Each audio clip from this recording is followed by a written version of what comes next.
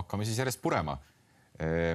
Mina selle 8% osas mingit häirekella ei lööks.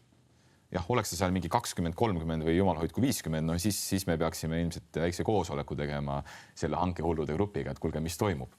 Aga noh, ma seda 8% püüaksin paigutada nüüd sellesse valguses, et esiteks, et see võrdlusmäär 5%, see Euroopa Komisjoni mingisugune soovituslik määr, noh, kogu lugupidamise juures Euroopa Komisjoni vastu, eks ta ole ju osati selline nagu maakeeli laest võetud number, et ei ole ju mingit, ma ei tea, pühalikku tõde või no mingit ülimat objektiivset arvutuskäiku, mis ütleb, et vot väljakuulutamiseta läbirääkimistega hankemenetlust on niimoodi otstarbekas kasutada 5% ulatuses kogu hangetest, et see on lihtsalt kellegi tunnetus. Ja et kui see Eesti määr on 8%, mis on siis selline pluss 3% punkti, ma arvan, et see ei ole nii röögatu vahe, et me peaksime nüüd siin kuidagi väga suures hingelise erutatuse seisundis olema. Ja ma arvan, et siin võib olla ka küsimus natuke sellisest statistilisest võrdlusbaasist, et Euroopa Komisjon, riigihanke inimesed seda teavad, ta ikkagi enamasti žongleerib nende hangetega, mis jäävad Euroopa Liidu õiguse kohaldamisalasse, ehk siis riigihanke inimeste keeli riigihanked üle rahvusvahelist piirmäära. Aga ma usun, et Rahandusministeerium oma statistikat teeb kõikide Eestis läbiviidavate riigihangete suhtes, mis on siis ka riigihanked allapoole seda rahvusvahelist piirmäära. Ma arvan, et sealt võivad ka juba mingid erisused sisse tulla.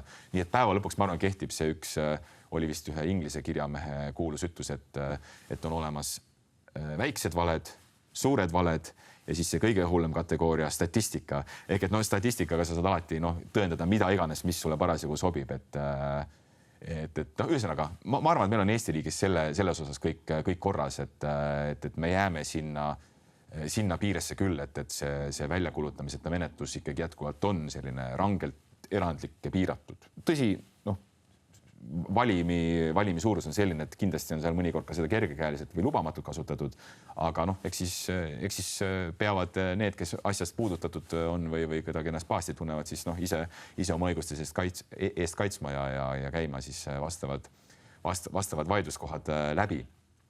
Aga jätkuküsimuseks oli, et mida riigihangete seaduse peagi ilmuvad uued kommentaarid sel teemal uut ütlevad, siis ma kõigepealt möönan, et regulatsioon on iseenesest jäänud samaks, et mingisuguseid seaduse muudatusi me nüüd ei presenteeri ega lahti seleta.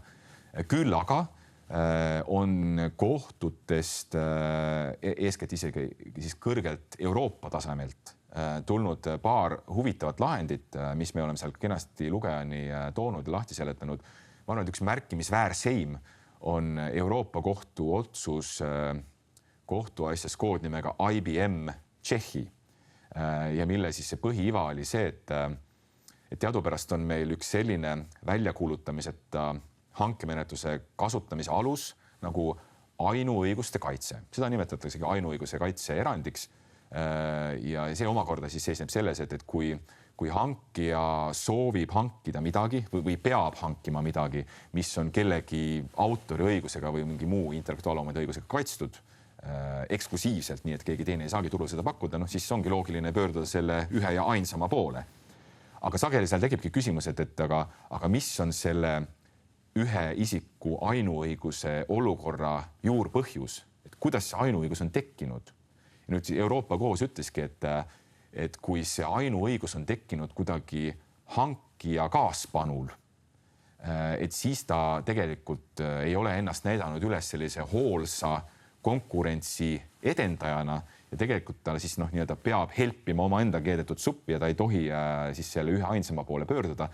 Alustame sisuliselt stardiruudult number 1, ehk et ta täiesti kuidagi uue konkursi välja kuulutama. See praktiline näide oli siis see, et kunagi Tšehhi mingisugune ametiasutus oli IBM-ilt tellinud mingisuguse tarkvaraarenduse, aga ei olnud selles algses tarkvaraarenduse lepingus endale võtnud neid vajalikke intellektuaalomandi õigusi, et omada ka hiljem ise õigust seda teost edasi arendada või anda seda edasiarendamise õigust kellelegi teisele, kes ei ole IBM.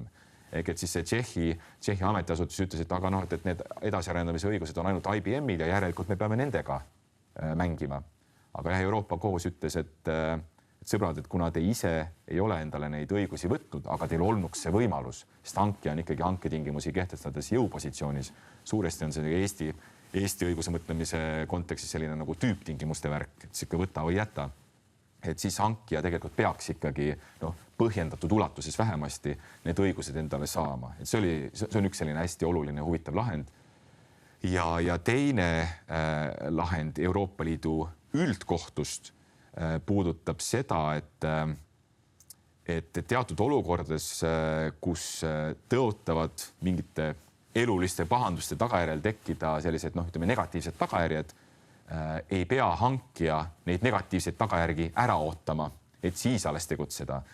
Ma räägin sellisest väljakuulutamiseta menetluse kasutamise alusest nagu niinimetatud hädaolukorra erand.